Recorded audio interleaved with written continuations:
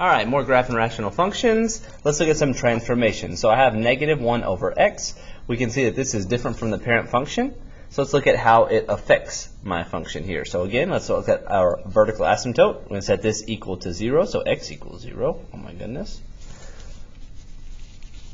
Same thing for my vertical asymptote, or my horizontal asymptote, bigger exponents on bottom, so y equals 0. All right, now, intercepts, none, because you can't plug in 0 for x, and none, because you don't have a y-intercept either. All right, so the transformation, sorry, let me redo that, because we have a point at 1, 1.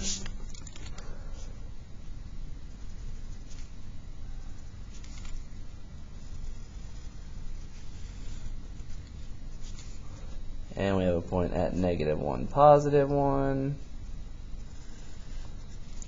So the graph looks like that. All right, domain, same thing, negative infinity to 0, and union with 0 to infinity. Range, same thing, negative infinity to 0, union with 0 to infinity. So what changed?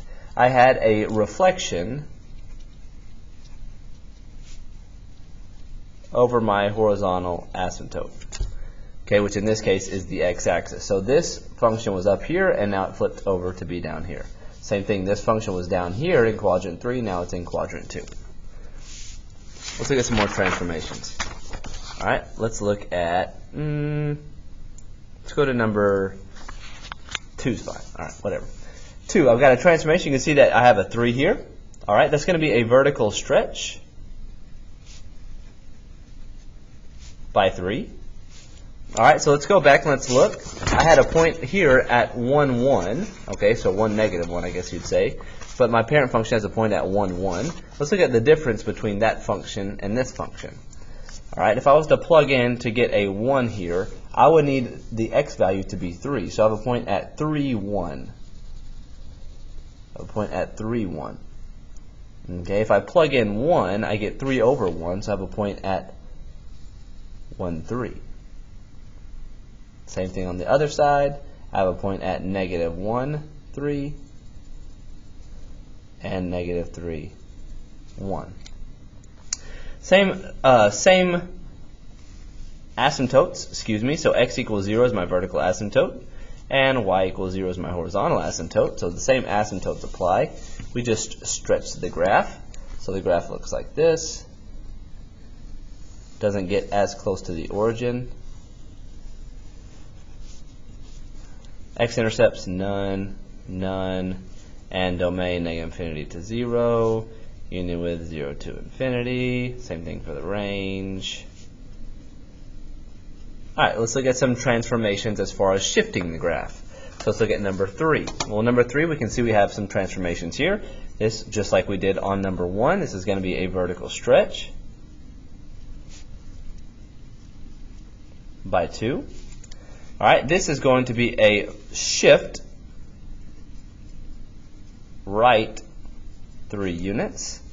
Okay, so in the same respect that we've been doing with all of our, pretty much all of our functions, if that is a minus, we're going right. So we went right 3 units, and then we went up 1 unit.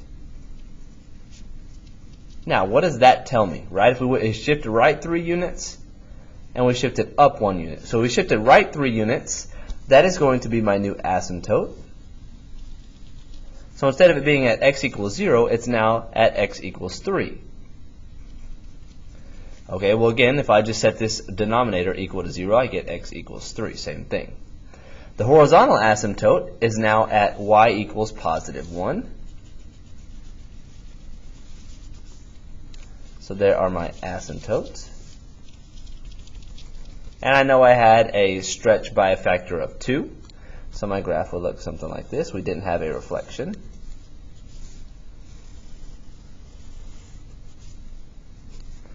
Graph looks something like that. So my domain,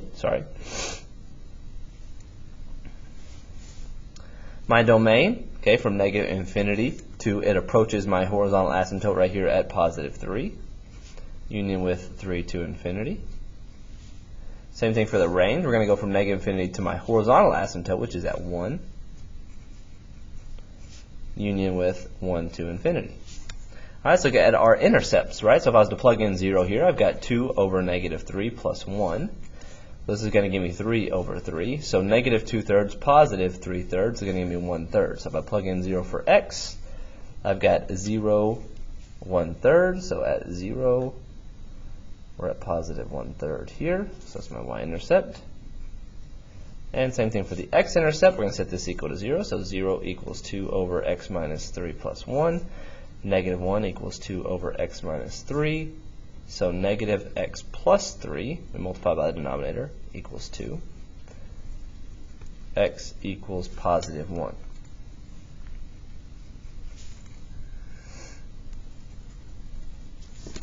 So there are our two intercepts. Let's look at number 5. All right, transformations that took place. Transformations. BAM, reflection over the horizontal asymptote. All right, we had a vertical stretch by 2. We went right 3 units and went down 4. All right, so that is my transformations. All right, so here we go.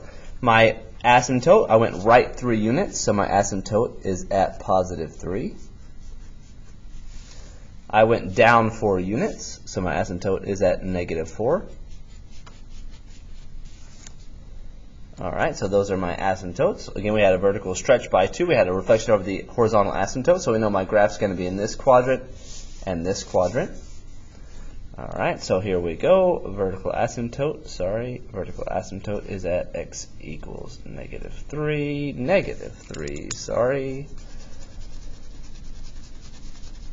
Oh, we did not go right 3 units. We went left 3 units. This is a positive 3, so we went left 3 units. So here is my asymptote at negative 3. And my horizontal asymptote is at negative 4. All right. So again, same thing. We know my quadrant. So I'll be in this quadrant, and I'll be in this quadrant. All right. So here we go. Let's graph our function.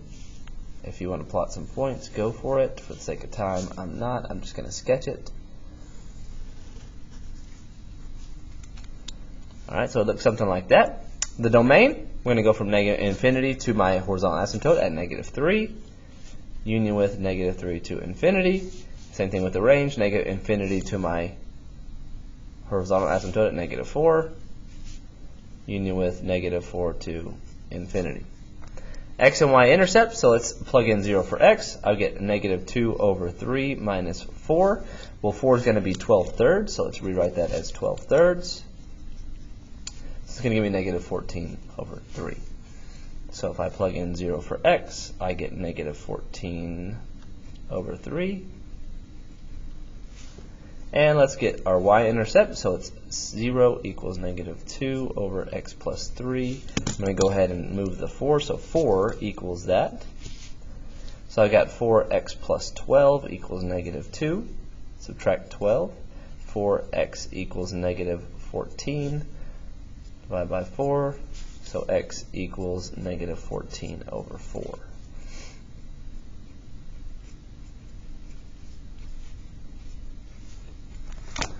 Bam.